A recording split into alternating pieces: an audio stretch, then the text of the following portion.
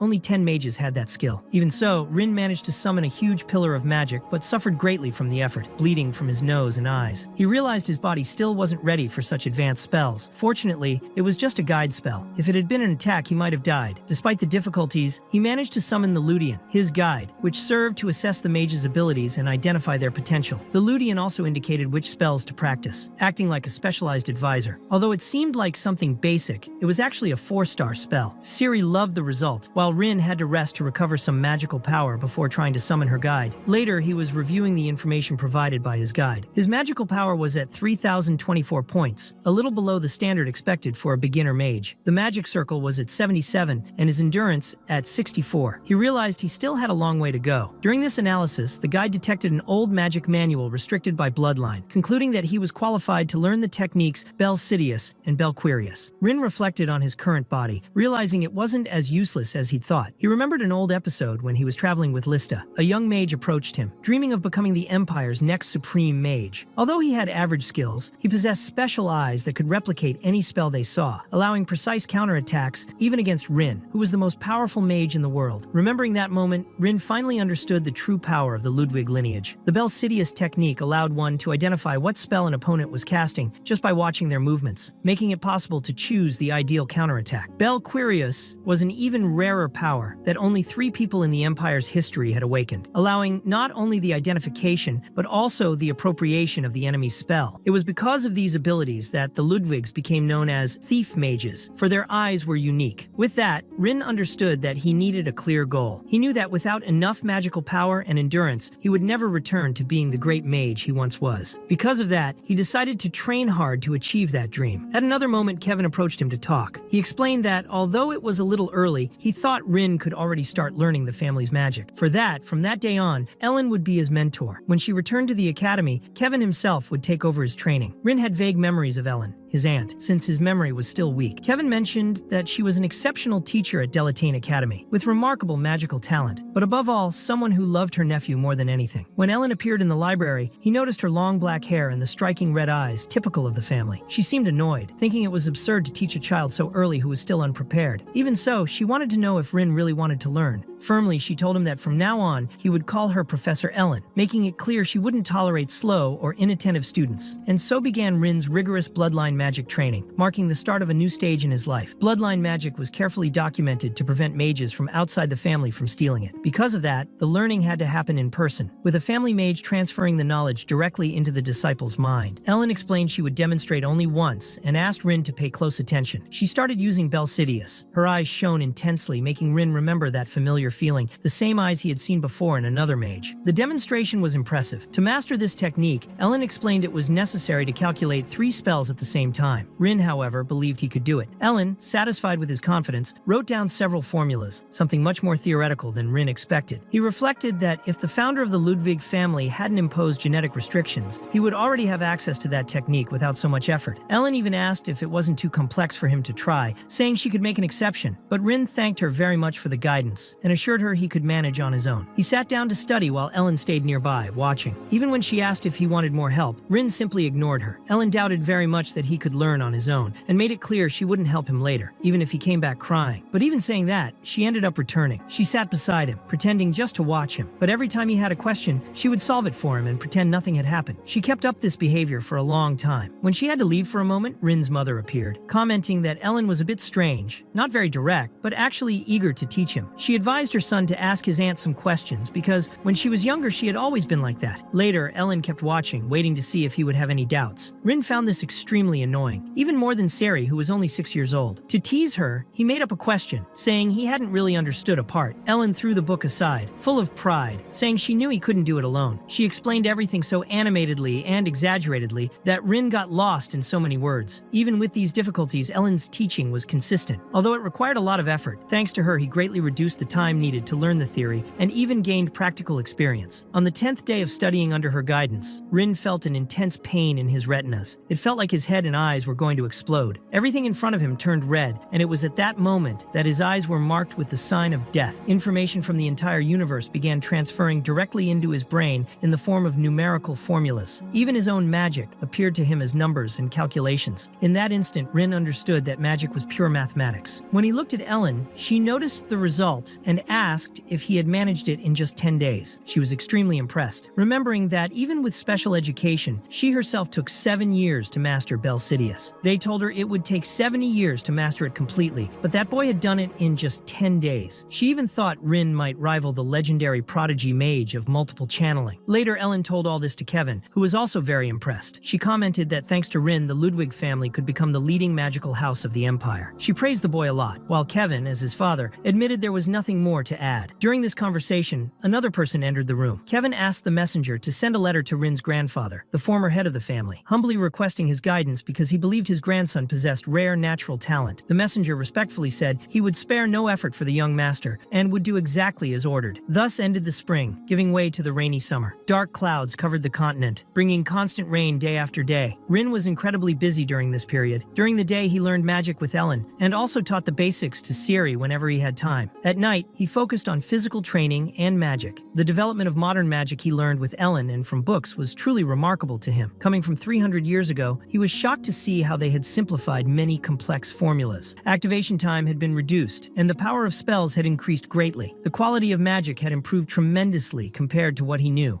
Rin recognized that in his current state, he might even lose to a modern 4-star mage. Becoming a 7-star mage in this era was absolutely impossible without much more power and knowledge. For this reason, he made an important decision. He asked his father for permission to go study in the magical world. His parents were very surprised by the request. Seri, curious, wanted to know what this magical world was. Rin explained he wanted to go to Golden Rose to study at the best magical university in the Empire, which was there. But Seri protested a lot, saying he couldn't go at all. Kevin explained that it wouldn't be possible for now because Rin was only 10 years old. It was far too early to leave home. Normally, children from magical families only enrolled in Dela at 16. Besides, he said there was another important matter to resolve. Kevin said they had received a letter from Rin's grandfather. Ellen, who was eating meat, even choked in surprise when she heard this. Kevin asked her to behave and explained that the grandfather was one of the few in the Ludwig family who had awakened both Belcidius and Belquerius. Rin then understood that his grandfather was one of the awakened of the legendary Belquerius. Kevin stated that the grandfather wanted to teach him personally, so before thinking about studying in the magical world, he would have to visit his grandfather. A few days later, Rin was already at the family castle, preparing for this important meeting with the old mage. The first thing Skalga did was cast a powerful spell. The entire room began to shake with magical pressure, creating a heavy atmosphere that left everyone tense. Rin tried to think quickly of some way to defend himself, knowing that Skalge was gathering extremely dangerous magic. However, before he could react, the magical energy that Skalge had summoned simply vanished from his hands. At that moment, Skalge explained that he was demonstrating the power of Belquerius, a spell capable of controlling any visible magic at will. Ray was very impressed to see that. For Skalge, mastering Belquerius was not the final goal. He believed the caster needed to fully understand how this magic worked to use it well. Rin, in turn, explained that he was already able to quickly calculate 3-star spells, showing he had talent. Even so, Skalge warned that Belquerius required immense magical power, something Rin did not yet fully possess. Despite that, Rin was determined, recognizing that the path would be long but not impossible. He wanted his grandfather to help him walk that difficult path. Before continuing, Skalge paused to apologize for having been rude at the start. He welcomed them more kindly, saying that after confirming Rin's aptitude, he wanted to have a drink with Kevin, his son. Kevin was moved by his father's affectionate tone, since it was not common to hear him speak that way. Later, they went outside to train. Skalge explained that after this training, Rin would be able to use Belquerius freely. For that, he needed to read the spell without errors, because in a real battle, a single mistake could be fatal. During training, Skalge even cast a dangerous lightning bolt that nearly hit Rin, but acknowledged the boy's talent. If Rin learned something, he could understand many other related things. He was a true genius, capable of learning in a single day what others took a month to understand. However, Skalge also warned that mastering the use of his eyes and withstanding the magical load would be necessary steps. During training, he explained that Rin would have to be willing to risk his own life to grow strong enough. Rin understood this philosophy and accepted the challenge. Next, Skalge launched a huge fireball at him, saying that if he couldn't dodge it, he would die. But instead of dodging, Rin stopped halfway and decided to face the attack head-on. The large fireball was coming straight at him, and he knew he couldn't just block it. He needed to interpret the opponent's magic to manipulate it with Belquerius. After much effort, his eyes even started bleeding from the strain. He began to see magic as a set of numbers and formulas. It was as if the entire universe turned into equations sent directly to his brain. He identified that the magic circle was made up of 2 triangles, and that there was a pattern with 17 axes and a range of 23 kilometers. When he finally solved this equation in his mind, the fireball simply disappeared in front of him. At the end of the process, he collapsed, exhausted and weak, but his grandfather caught him before he hit the ground. Skalge was proud and said that Rin had done very well, although he still needed to increase his magical power a bit more. He could hardly believe his grandson had awakened Belquerius at 14 years old, something he himself had only achieved at 39. For him, Rin had the potential to rewrite the Empire's history. Later, Skalge said he didn't intend to interfere in the life Rin chose, but recommended that when he turned 16, he make sure to enroll in Delataine, the famous magic city. Rin thought that didn't matter much at the moment, but Skalge explained that if he could graduate at the top of Delataine, he would have the chance to meet the legendary archmage Rin. While they talked, Skalge also mentioned that a heroine named Lista had left a letter for him. According to Skalge, no one Rin's age had ever awakened Belquerius before, and only someone with that ability would be able to read the contents of the letter. At that moment, Ray was so impressed by everything that he couldn't even pay proper attention. This would be Rin's journey, a story of discovering the past of the old comrades and the mission to follow the clues left in that letter. Back home, Kevin commented that there was about half a year left until the Delataine entrance exam. He suggested that Rin use that time to see the world and visit different places while heading south. It was a good opportunity to learn more about people and local culture. Kevin also asked if he planned to stay in the Magic City even after the tests, and Rin said yes, because that was where all the knowledge was gathered. The entrance exam for Delataine was notoriously difficult and took place at the end of the year. Those who passed would start classes the following March. Rin was excited to discover this new world. He decided to make the trip on foot, taking his time to get used to the route and observe everything around him. On the 15th day of his journey, he arrived in the southern region of Garam, a rich land of the sacred human empire. In a small town, he saw many inns, taverns, and noticed that everyone wore bamboo hats. A drunk man asked him why he wasn't wearing a hat. That was when Rin discovered there was a local tradition. Long ago, the first leader of that caravan had received help from an archmage Rin, and ever since, people wore that type of hat as a sign of gratitude. Rin tried to remember the name of the first leader they had mentioned. He thought that if he heard the right name, he might finally recall it. As he reflected, he found it curious to see such respected merchants living in such a small town. They told him the problem was with the road leading to the highway. Ferocious monsters often appeared there, and dozens of people had already disappeared. The local authorities hoped the Lord's forces would deal with it, but for now, trade was bad and dangerous. Rin knew those monsters well. They were beings whose essence had been corrupted by the abyss. They had animal attributes, but grotesque appearances and magical power. Even when hunted and destroyed, they never completely disappeared. He knew he would have to cross the forest anyway. As long as it wasn't a high-level monster, he could handle it without much trouble. While walking through the mist, he felt something watching him. Even so, the creature didn't attack. Maybe it recognized the difference in magical power between them. Rin concluded that he could defeat it if he wanted to, but it wasn't his responsibility. There were extermination teams to handle that work. He also remembered passing through a similar place before. The caravan he was traveling with often stopped along the way, because Lista insisted on taking breaks to look at the river or admire the scenery. This deeply annoyed him because he knew that 2 extermination teams had recently been wiped out on the continent. The front line was practically paralyzed, holding out as best it could while waiting for the heroes to arrive. Even so, Lista wanted to stop and look at the view. She claimed to know what was going on. She explained that the Red Dragon Legion and the Yellow Dragon Legion were heading to the battlefield, and that even the most powerful mercenaries had crossed the sea to fight. That meant whoever was left had to stay behind to protect the routes and cities. The monsters had become wilder across the continent, but Rin judged them to be at most B-level threats. He saw no reason to waste time fighting such weak creatures. For Lista, however, there were many people desperate for help, and all had the same right to receive it. She believed it was important to learn that lesson to one day become an adult capable of protecting others. Rin remembered that even though she had died 300 years ago, she still complained in his head. At one point, he decided to sit down and rest and used earth magic to track the monster he felt nearby. When he finally located the creature, he ordered his mud snake to bring it to him. It was a being that resembled a wolf, but had far more eyes and teeth than normal. Rin did not consider it a real threat. He had faced similar creatures many times. He ordered his mud snake to strangle it, tightening more and more until it tore it apart. He did not want to admit to himself that he had helped. He preferred to think he had done it out of boredom. Continuing his journey, Rin reached the border between the central and southern regions of the empire, known as the Badantio Range. As soon as he entered, he encountered several other creatures on the path, but they were insignificant to him. He did notice, however, that someone had already defeated them before. They were archers. For a moment, he mistook them for keys, since they had the same strong smell of alcohol. One of the archers explained that it was a place where monsters often appeared, and asked if no one had warned Rin about it before. Another archer, a blonde one, remarked that no warning was needed because the descendants of the Great Palace guarded that place. Rin did not quite understand what they meant, but he acknowledged they had cleared the path for him and thanked them. He also wanted to confirm if the place was still called the Badantio Range. The archers laughed at him, saying it had long been renamed Keeslantine. It was explained that Keeslantine was the range where Keys's palace had stood. After defeating the Abyss, Keys had settled there and founded an archery school. Those archers were disciples of that school, following the tradition that only the most skilled, recognized by the master, could take that path. To Rin, they seemed just as foolish as Keys had been in life. He thought drunken archery must have been the school's basic style. The blonde archer commented that Rin had arrived at a good time, since there was a festival where anyone could drink for free. But another archer reminded him he still had a guard shift to do. The blonde one grumbled about leaving a child alone and decided to take Rin to the village entrance, mainly to avoid his own work. As they walked through the forest, the archer mentioned that everything was a mess. Normally they cleared the leaves every year, but that autumn, so many had fallen that the work seemed endless. He explained that if Rin climbed those wooden stairs, he would find the training hall, and by going straight ahead, he would reach the village. In front of them was a tombstone, and Rin felt Keys's presence emanating from it. The archer said he could also make a wish there, since it was the tomb of the old Keys palace. People used to go there to ask for protection for the whole year. Rin, however, got irritated and asked them not to joke with him. The archer, confused, confused, wanted to know why that would be a joke. Rin asked who in their right mind would build a tomb in such an isolated mountain. The archer asked if he did not know the story behind the place and if he was really from that country. The archer then explained that among Keys' old companions, there had been an archmage named Rin. It was something well known, so he believed Rin must have heard of it. It was said that Rin was very shy and that Keys truly believed his friend could come back to life after dying. For that reason, he said that if the tomb were built in the center of the village, Rin, being so embarrassed, would not have the courage to go into the crowd to say goodbye. So Keys asked to be buried in the middle of that mountain, where it would be easier to meet again if Rin returned. As he listened to that story, Rin remembered everything. He recalled that Keys smelled of alcohol, snored loudly, and even though he was mute, he would always mess up Rin's hair even when he complained. Despite those habits, Keys always liked to share knowledge and gave that same affectionate head rub. At that moment, Rin felt his friend's kindness again, as if it were real. He thought that maybe Keys had already known that goodbye would be final, that they would never see each other again, but still wanted to leave that memory. Rin began to feel guilty. He remembered he had promised to come back, but had never kept that promise. Filled with regret, he ran off, tripped, and fell face first on the ground, feeling completely pathetic. Even so, he reaffirmed to himself that he needed to return. Later, sitting at the edge of a cliff, he reflected that he had to go back to Keys' grave, even if it was too late, to ask for forgiveness and say he had returned. When night fell, he stayed there, lost in memories and regret. He wondered if that was all that was left after so much time in the dark, since Keys could find amazing things even looking at the night sky. He remembered Keys had excellent vision, that he kept a perfect aim even when drunk, but in truth could not hit anything when sober, going into withdrawal fits. Rin also remembered that once Lista explained that Keys did not have a tongue, and that was why he could not speak, even though he snored like a demon. Thinking about all of that, Rin began to laugh out loud. In the end, though, all those memories mixed with pain and turned into tears. He could not stop crying, staying there for a long time under the moonlight. After many hours, he finally went back to Keys' grave. He stopped right in front of the tombstone and used fire magic to punch the ground. The flames burned all the leaves that littered the path. When he finished, the grave was clean. The sun began to rise, lighting up the old stone. Rin turned around, feeling the weight of guilt. He thought that just because he was shy did not mean he lacked the courage to face his friends, confront everyone again, and ask for forgiveness for breaking his promise. A few days later, he was still suffering from the autumn heat. He continued his journey until, at last, a bright city appeared before him. It was the Golden Pink Magic City, home to Delataine University, considered the heart of that place. Rin remembered he had been curious to visit that city since his previous life, but upon arriving, he realized the place did not quite match his expectations. Even so, it was a very busy region, especially because of the magic trade. There was a saying that all knowledge flowed through the Golden Rose, as it was where all wisdom gathered. Later, while walking through the streets, Rin bought a stone that looked like a rare ore. He paid 10 copper coins, thinking that in his time it would have cost 80. Right after that, he heard the bell ring, signaling that the test he needed to take was about to start. He paid for the stone and began running, but on the way, a thief ran past him. Rin concluded that the city's security was not as good as they claimed. Being a large urban center, he assumed the guards would handle the problem. However, he saw that the victim of the theft was an old man chasing after the thief and ended up bumping into him. Lying on the ground, the old man explained that the stolen object was a family heirloom, something his grandson needed for the test that day. Rin thought about ignoring the problem because he also had his own test to take, but then he heard the voice of the heroine in his mind asking him to help. Passing by the old man, Rin asked if it was that man who had robbed him and told him to wait a bit, as he would take care of it. With agility, he leapt across rooftops, pursuing the thief and preparing an electric spell. He was determined to turn that criminal into charcoal if necessary. However, before he could attack, a mage suddenly appeared. She cut off the thief's path and used sand magic that covered the entire street, forming a tower guarded by sand soldiers. Confident, she declared that the thief was finished since he had been captured by her, Christa. Rin recognized her magic and determined attitude. She belonged to the Warden family, which, like the Ludwigs, was one of the 5 great magical houses of the Empire. Before regaining his past memories, he had met her a few times. She had always been very energetic and confident, but Rin had never really cared about her presence. Whenever they met, Christa would usually scold Rin, but he ignored her. Even so, he noticed that she was already wearing the school uniform despite being the same age as him, which made him reflect on the expectations placed on them. During the confrontation, a bandit fought back with force, completely dissipating the sand magic meant to hold him. He conjured a windstorm so intense that it separated a child from her mother. Rin, watchful, used his nature magic to extend a branch and return the child safely to her mother's arms. It was then that Rin realized the thief was also a mage, but with a twisted and unpleasant magical power. He noticed the problem came from a strange device attached to the bandit's left hand. Christa quickly assessed that he had unusual skills for a thief and decided to act, using a 2-star spell. That show of strength even impressed Rin, who was watching carefully. Rin remembered that his family, the Ludwigs, was known for for producing thief mages, while the warden family, Christa's, was famous for their commander mages. Their signature ability was earth-attributed summoning magic. Christa then summoned a sand golem, showing confidence and even arrogance, believing she had already won. However, the thief, relying on his device, claimed he was invincible with it. A strange black magic emerged from the artifact, pierced the golem's chest, and took control of it, making the creature turn against its own creator. By the time Christa realized it, it was too late, and she was nearly crushed. Luckily, Rin cast a powerful electric spell that ripped off the golem's arm and saved her. Rin realized that revealing his trump card so early had not been smart but stayed focused. He reflected that using a faster spell did not guarantee victory. Meanwhile, the thief kept trying to control the golem to attack him, but Rin was ready. Using a magic circle of water with flame inscriptions, he created a strong current that pushed the golem away. Christa, surprised, commented that water was a naturally opposing element to earth, but was sure the golem would not fall from a simple one-star spell. The thief, confident, mocked if that was all they had to fight him, swearing they would die for real now. However,